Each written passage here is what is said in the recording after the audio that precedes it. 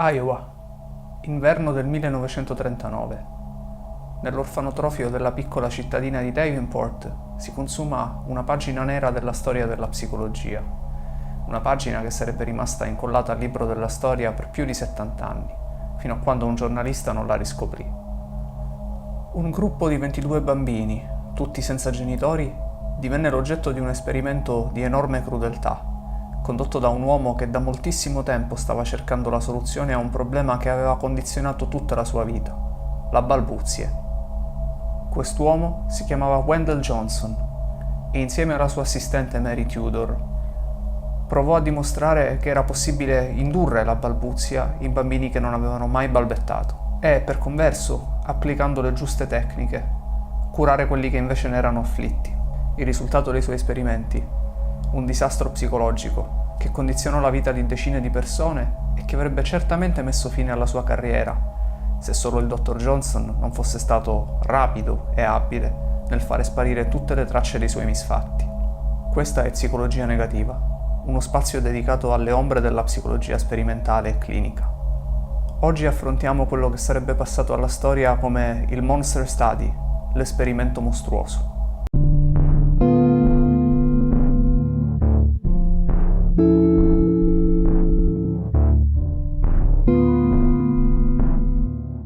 All'età di 33 anni, Wendell Johnson era un uomo di successo. Era un ricercatore in un ambito ancora pionieristico della psicologia, lo studio del linguaggio, eppure i suoi articoli scientifici erano letti con grande interesse, negli Stati Uniti e anche altrove. Era sposato e aveva un figlio. Già prima della carriera universitaria ne aveva avuta una scolastica costellata di successi, tanto nello studio quanto nello sport. C'era qualcosa però che lo rendeva profondamente infelice, una cosa che lo accompagnava da tutta l'esistenza. Wendell aveva cominciato a balbettare all'età di 5 anni. Aveva implorato i suoi genitori di mandarlo in una scuola speciale dove avrebbe potuto superare questo disturbo, ma non era stato ascoltato. Fino all'ultimo dei suoi giorni, la balbuzie sarebbe stata uno sgradito compagno. La ragione per cui si era dedicato alla psicologia, dopo aver avuto eccellenti risultati in letteratura e giornalismo, risiedeva proprio nel desiderio di trovare personalmente una cura a questo disturbo. Già mentre era all'università, insieme ad altri che come lui balbettavano, si era sottoposto ai rimedi più disparati, molti dei quali avevano ben poco di scientifico. Si era volontariamente sottoposto all'elettroshock. Aveva cominciato a ingessare il suo braccio destro, quello con cui scriveva, proprio per impedirsi di usarlo, perché ai suoi tempi una popolare teoria voleva la balbuzie correlata a un difetto di comunicazione fra gli emisferi. Era arrivato anche a farsi sparare accanto all'orecchio da un suo compagno, pensando che il trauma per il forte rumore forse avrebbe potuto curare definitivamente la balbuzie. Nessuno di questi metodi aveva avuto alcun esito. Il balbuziente, e io posso dirlo perché lo sono, non desidera la pietà altrui proprio come non ne desidera il disprezzo. Ciò che vuole è essere capito e rispettato, come succede alle persone normali. Chi balbetta è un essere umano che prova ad adattarsi a un mondo in cui tutti parlano con disinvoltura. Già nella sua tesi di dottorato, che in seguito sarebbe diventata il libro Because I Stutter, la frustrazione di Wendell per la sua condizione emergeva in modo chiarissimo. Il Dipartimento di Studi del Linguaggio dell'Università dell'Iowa era all'avanguardia, molto ben finanziato, ma dal suo punto di vista le cose procedevano troppo lentamente. Fu un evento banale che lo convinse che era arrivato il momento di cambiare il ritmo degli studi. Un giorno venne ricoverato in ospedale per un'appendicite. Mentre era degente, ebbe modo di leggere un libro di psicologia, che era stato edito solo qualche anno prima. Il libro si chiamava Science and Sanity. La tesi fondamentale di questo testo è che tutto ciò che gli esseri umani possono conoscere è filtrato attraverso il linguaggio. Quindi, in realtà, nessuno di noi conosce davvero e fa davvero esperienza delle cose del mondo. Tutto ciò che possiamo vedere, toccare e conoscere non è altro che una rappresentazione, limitata proprio dal modo in cui ci esprimiamo. Nessuno più di Wendell era ben consapevole di questi limiti. Fu forse in quel momento che decise che era necessario approntare un esperimento di straordinario rigore scientifico e di immensa crudeltà. Ciò che gli premeva dimostrare era che la balbuzie non era un fatto congenito, ma qualcosa di appreso che dipendeva dai feedback della famiglia e degli amici. Se fosse riuscito avrebbe avuto una prova definitiva che quindi il disturbo poteva essere curato, modificato o anche generato con la sola forza dei feedback positivi o negativi, secondo il modello comportamentista. Non lo sapeva, ma proprio come quando si era fatto sparare accanto all'orecchio, ciò che lo attendeva era un clamoroso fallimento. Wendell disegnò lo studio sperimentale, ma non fu lui a condurlo personalmente. Inviò invece i suoi studenti all'orfanotrofio di Davenport perché selezionassero il campione. 256 bambini vennero ascoltati parlare, venne loro misurato il quoziente intellettivo e venne annotata qual era la loro mano dominante. Wendell non credeva più davvero nella teoria emisferica, però non poteva lasciare niente di intentato. Alla fine i selezionati furono 22, 10 fra questi balbettavano, 12 invece non avevano nessun difetto di pronuncia. I più piccoli avevano 5 anni.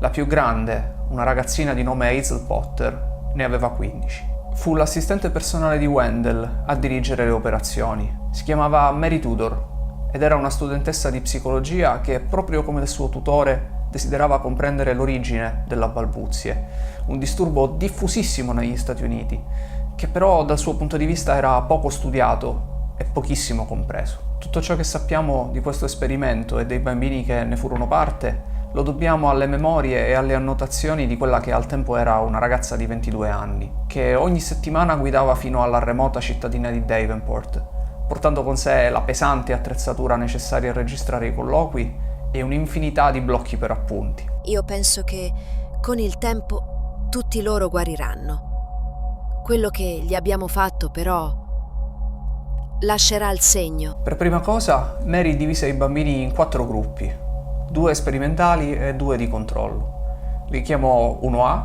1B, 2A e 2B. Il gruppo 1A e 1B erano quelli dei bambini che balbettavano. Al gruppo 1B venne semplicemente somministrata l'inefficace terapia che a quel tempo era considerata standard. Al gruppo 1A invece non venne somministrata alcuna terapia. Wendell ordinò ai suoi studenti di fingere che il modo in cui i bambini parlavano fosse perfettamente normale e anzi di lodarli per la loro eloquenza e il controllo sul linguaggio. I gruppi 2A e 2B erano quelli dei bambini che invece non avevano nessun disturbo del linguaggio. Ancora una volta il gruppo 2B era quello di controllo. Ai partecipanti venivano semplicemente somministrate lezioni extra di letteratura inglese e venivano incoraggiati a imparare parole nuove e difficili. I bambini del gruppo 2A invece furono quelli che vennero sottoposti alla vera tortura dell'esperimento mostruoso. Nessuno di loro balbettava o aveva altri difetti del linguaggio, ma i ricercatori si comportavano come se quello che dicevano fosse completamente incomprensibile. E peggio ancora, l'ordine era di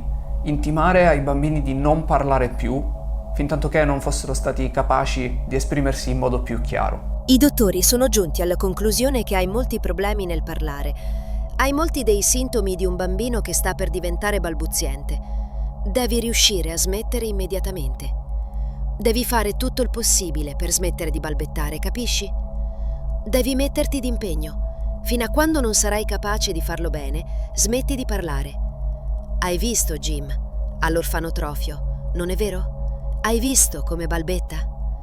Anche lui ha cominciato così, proprio come te. Secondo le teorie di Wendell, i bambini del gruppo 2A avrebbero certamente cominciato a balbettare, o quantomeno ad avere altri disturbi del linguaggio, e questo avrebbe dimostrato, senza ombra di dubbio, che era possibile causare la balbuzie solo tramite il rinforzo negativo. Quello che invece accadde però fu molto diverso e molto più imprevedibile. L'esperimento sarebbe dovuto durare 1 anno, ma in realtà non arrivò nemmeno al 5° mese. I bambini del gruppo 2A iniziarono a reagire immediatamente, in un modo che lasciò sorpresi tutti i ricercatori. Dottor Johnson, la aggiorno in merito al gruppo sperimentale, il 2A.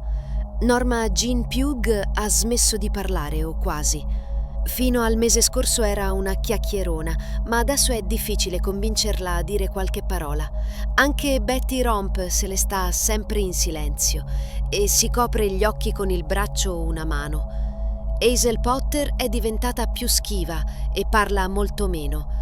Ha preso l'abitudine di schioccare le dita senza una ragione apparente. Quando le ho chiesto perché lo faceva, mi ha risposto che aveva paura di non riuscire a pronunciare la lettera A. Clarence Pfeiffer dice che le parole non gli escono più, gli si bloccano in gola. Tutti loro cominciarono ad avere problemi con il loro rendimento scolastico. In classe non riuscivano più a parlare, erano diventati molto schivi. Anche mantenere le amicizie che si erano fatti divenne quasi impossibile. Non potevano spiegare che cosa stesse loro succedendo, perché non ne sapevano niente. Nessuno li aveva informati che erano parte di un esperimento scientifico. Tutto ciò che sapevano era che il dottor Johnson voleva aiutarli a stare meglio. Non avevano ragione di dubitarne.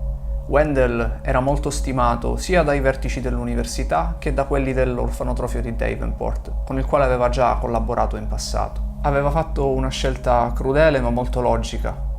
Nessuno dei bambini aveva un genitore che avrebbe potuto opporsi, lamentarsi, ma anche solo chiedere spiegazioni su ciò che stava succedendo. Questi bambini non avevano nessuno. Come detto, l'esperimento si concluse con largo anticipo. Una delle bambine del gruppo 2A preferì addirittura fuggire dall'orfanotrofio e iniziare un'esistenza di vagabondaggio, piuttosto che continuare a sottoporsi a quella che evidentemente le pareva una tortura. Si chiamava Mary Korlaski e moltissimi anni dopo riuscì a raccontare la sua storia, o almeno quello che ricordava, al giornalista che era stato capace di tirare fuori dagli archivi dell'Università dell'Iowa i resoconti dell'esperimento. Non sono mai riuscita a raccontare quello che mi accadde, neanche a mio marito. Mi hanno rovinato la vita e questo è tutto quel che ho da dire.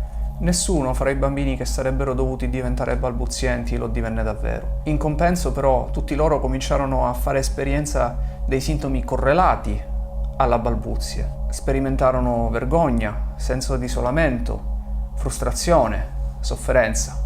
Tutto ciò che Wendell era riuscito a fare era stato trasmettere ad altre persone innocenti ogni singolo elemento che aveva reso la sua vita una continua sofferenza. Mary Tudor, che probabilmente si era pentita del ruolo che aveva avuto nella vicenda, continuò a recarsi a Davenport anche molto dopo la fine dell'esperimento, fino al 1940. Offriva terapie psicologiche in modo completamente gratuito, forse come forma di scuse, o forse per rimediare. Gli altri professori dell'Università dell'Iowa, i colleghi di Wendell, gli consigliarono immediatamente di non pubblicare mai i risultati del suo studio, e anzi di non farne mai parola con anima viva. Nel campus tutti sapevano dell'esperimento mostruoso, era un segreto che non era davvero segreto. Nonostante questo, però, nessuno ne parlava apertamente, nessuno lo criticava e nessuno si sognava neppure di scrivere un articolo come risposta. Wendell godeva ancora della stima di molti e la sua carriera non ebbe ripercussioni, anzi, si confermò come uno dei massimi esperti al mondo di disturbi del linguaggio, arrivando addirittura a scriverne la voce per l'Enciclopedia Britannica attorno al momento della sua morte. Morì a 59 anni nel 1965 per un infarto fulminante. Mary Tudor si laureò l'anno dopo con una tesi basata sull'esperimento mostruoso. Wendell, contrariamente alle sue abitudini, non la aiutò nella stesura e non si presentò nemmeno alla cerimonia. Non difese in nessun modo il suo lavoro, preferendo lasciare la sua collaboratrice completamente da sola. I due non ebbero più alcun tipo di rapporto, né personale né professionale. Nel 2001, quando un giornalista californiano tirò fuori dagli archivi dell'Università dell'Iowa i dati dell'esperimento mostruoso, i partecipanti del gruppo 2A, ancora in vita, decisero di fare causa all'università. Ottennero un risarcimento di centinaia di migliaia di dollari, anche se i fatti risalivano a quasi 6 decenni prima. L'avvocato di Hazel Potter disse che quello che Wendell aveva fatto alla sua assistita e anche ad altri non era stato semplicemente procurare un danno alle loro facoltà di linguaggio, ma che aveva rovinato loro la vita, segnandoli per sempre, in modo indelebile. I giudici sposarono questa visione e dichiararono la condotta del professore inaccettabile e vergognosa. Nonostante questo, è piuttosto evidente che Wendell non volesse davvero fare del male ai bambini dell'orfanotrofio di Davenport. Aveva un obiettivo scientifico ambizioso, che nel tempo era diventato una questione personale da risolvere a tutti i costi, e poi aveva finito per assumere i caratteri di una vera ossessione. Lui doveva trovare una soluzione, doveva trovare la causa della balbuzie, e per farlo non aveva altra scelta se non servirsi dei più indifesi. Molti fra i suoi colleghi e addirittura allievi, che pure lo avevano aiutato a seppellire le prove dell'esperimento mostruoso, erano in realtà disgustati dai suoi metodi, che erano brutali perfino per gli standard degli anni 30. Uno in particolare, Franklin Silverman, che poi sarebbe diventato professore all'Università di Marquette, se li ricordava particolarmente bene quei metodi. Ero molto giovane ai tempi. ma tutti parlavano di questo esperimento mostruoso. Faceva venire in mente i nazisti e i loro metodi. Gli altri professori a quel tempo gli dissero che la sua reputazione sarebbe stata rovinata per sempre se avesse pubblicato lo studio. Era inquietante e spaventoso che fosse stato proprio Wendell Johnson a predisporre l'esperimento. Nessuno più di lui sapeva quanto dolore causi l'essere balbuziente e sentirselo ripetere. Come detto, però, Wendell rimase oggetto di ammirazione all'interno dell'Università dell'Iowa e anche molto oltre. Non era solo per le sue intuizioni scientifiche.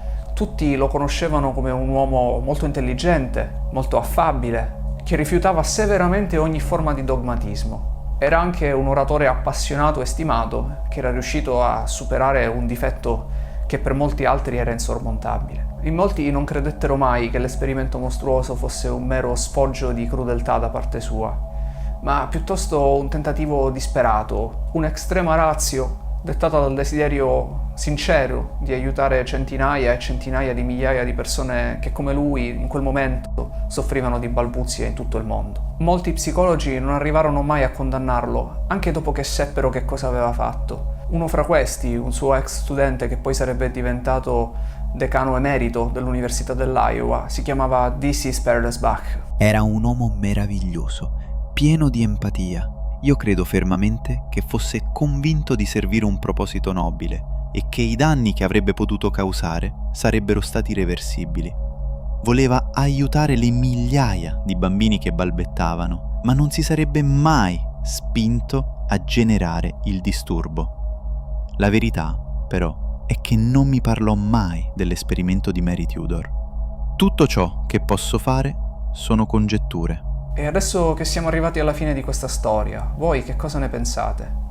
Secondo voi Wendell Johnson era davvero il mostro di Davenport, un uomo spietato a cui non importava niente delle vite altrui?